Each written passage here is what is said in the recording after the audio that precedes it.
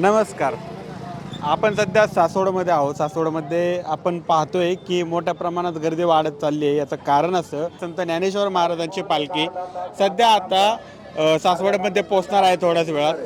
पण त्यापूर्वी काही आणखी काही पालख्या असतात ज्ञानेश्वर महाराजांच्या, त्या सुद्धा या सासवडमध्ये पोहोचत असतात.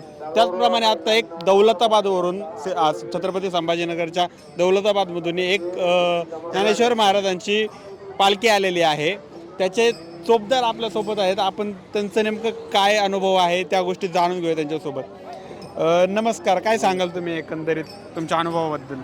अनुभव खूप असा आहे की आम्ही आता या दिंडीला जवळपास 22 वर्ष झालेली आहे. अच्छा. हां, आमचे जनार्दन स्वामी महाराज हो, तर त्यांचे पालखी आमचे अण्णासाहेब पवार हो यांनी काढलेली आहे. तर ते एवढे अण्णा म्हणजे एवढे काढलेले त्यांना राष्ट्रपतीचा पुरस्कार भेटलेला आहे. अच्छा. हो, आणि त्यांनी एवढे ग्रंथ लिहिलेले, कोणी अण्णासाहेब पवारने महाराजांनी एवढे ग्रंथ लिहिलेले आहे. तर त्यांनी एक आरतीसुद्धा जनार्दन स्वामीची आरतीसुद्धा लिहिलेली आहे. हो, तर का जनार्दनी स्वामी कोण होते हे कोणालाच माहिती नव्हतं. पण हे अण्णासाहेब पवारने असं महाराष्ट्राला आणि देशाला दाखवून दिलं का जनार्दनी स्वामी कोण होते. हो, तर त्यांनी याची जनार्दन स्वामीची आरती तयार केली आणि ते खूप चांगलं म्हणजे अभ्यास जनार्दन स्वामीचा समाधी आहे दौलताबादला. खूप मोठं हे आहे तिथं. आणि तसंच पंढरपूरला बी असं आश्रम बांधलेलं आहे. तर तिथं जवळपास 3 ते 4 हजार पब्लिक राहील, एवढं मोठं.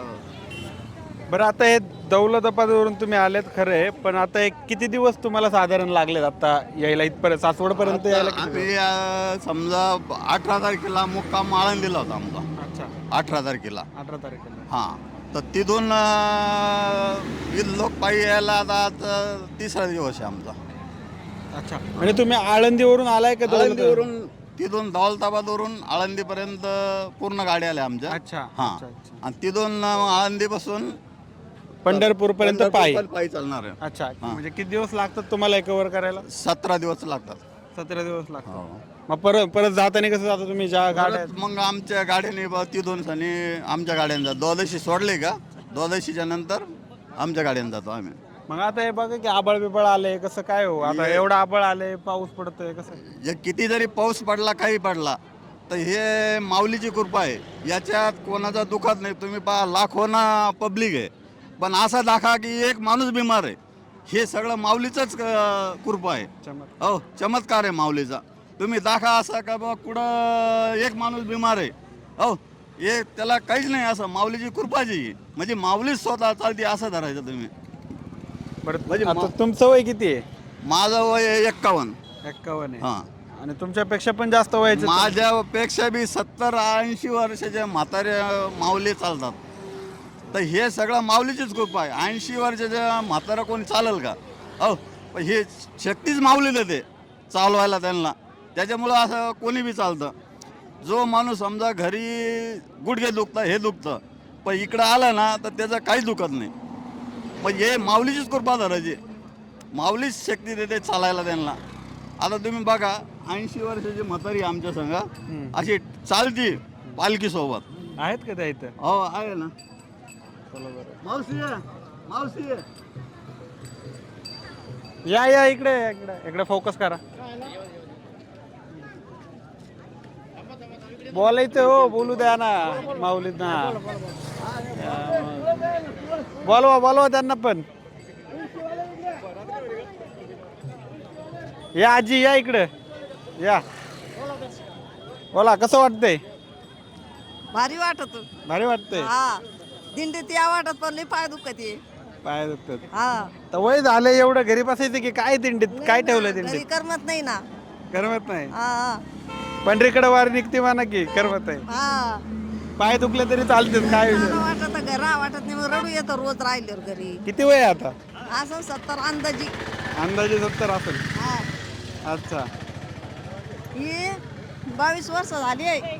22 वर्ष झाले. तशी तुळस डोक्यावर घेतली आळंदीतून का पंढरपुरातच नेऊन टेकायची 5 मिनिटं गाडीत बसायची नाही. पण पांडुरंगाने यंदा गाडीत बसलं मला. मैले पाय दुखू राहिली. हा हो पण चालतंय की एवढं काय तो विठुरायासाठी एवढं करायचं आता काय. माऊलीशी बसून आले ना. हा विठुराया पाय पाय तर दुखू देत नसेल ना पण जास्त. मग दुखून देतो ना. हा दुखून देतो ना. पाऊस पडतंय वरतून कधी कधी कसं काय. काही झालं तरी वाट चांगलीच वाटते घरच्यापेक्षा. 22 वर्ष झालं कंटिन्यू चालू आहे. 22 वर्ष झाली. कोणाला विचारत नाही 22 वर्षापासून ते दिंडीतच आहे. कोणाला म्हणजे आम्ही विचारा. त्यांच्या संघाचे. आम्हाला बी कळत नव्हतं तशी येते ते. तशी आहे ती, हा. मग घरचे बिरचे काय म्हणत नाहीत का एवढं वय झाले आता कशाला जायचं दिंडीत कशाला फिरायचं. मस आडा येते पण मी ऐकत नाही. ट्रॅक्टर आहे त्यांचं दिंडीला. समजा. हो. घरी काही नाही असं काही नाही. तुमच्या आशीर्वादा भरपूर आहे पण मलाच आहे वाटाण चालायची हौशी. ठीक आहे आजी काय सांगतात दिंडीबद्दल काय सांगाल.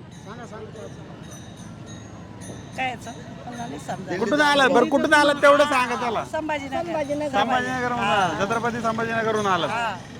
किती दिवस झाले चालताय. बरेच दिवस झाले ना. पाय बे दुखत नाहीत का मग. नाही दुखले बी तर आम्ही सांगत नाही. हा मग कशाला इथे पाय दुखतात तर बसायचं घरी आपलं निवांत. या वाटत घरी नाही बसायला जात ना. पांडुरंगावर भावना आहे म्हणा.